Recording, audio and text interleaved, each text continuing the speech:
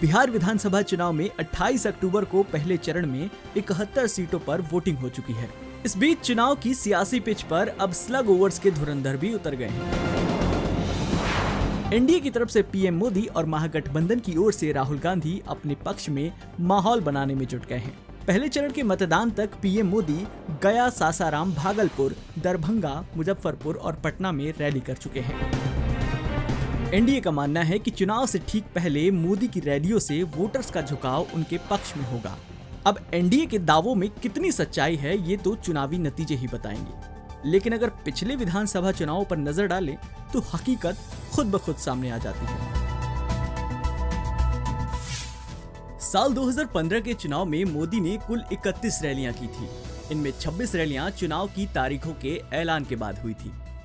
अगर सीटों के लिहाज से देखें तो मोदी ने 91 सीटों पर वोटर्स को साधने की कोशिश की थी, लेकिन सिर्फ 52 सीटों पर ही उनके प्रत्याशियों को जीत मिली थी। यानी उनकी रैलियों का स्ट्राइक रेट महज 27% रहा।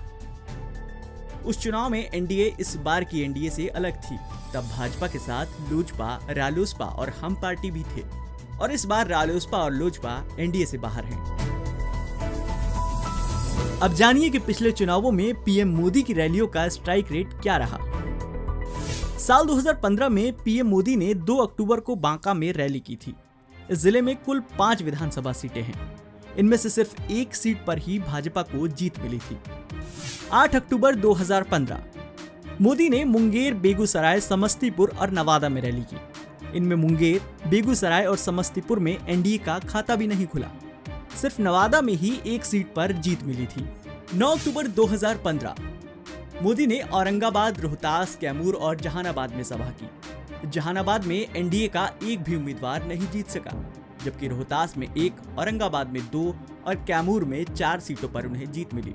25 अक्टूबर 2015 पीएम मोदी ने पटना, नालंदा, छपरा और हाजीपुर में रैली की। इसमें पटना की 14 सीटों में से 7 एनडीए को मिली, जबकि नालंदा में 1, हाजीपुर में 2 और छपरा में 2 सीटें ही मिली।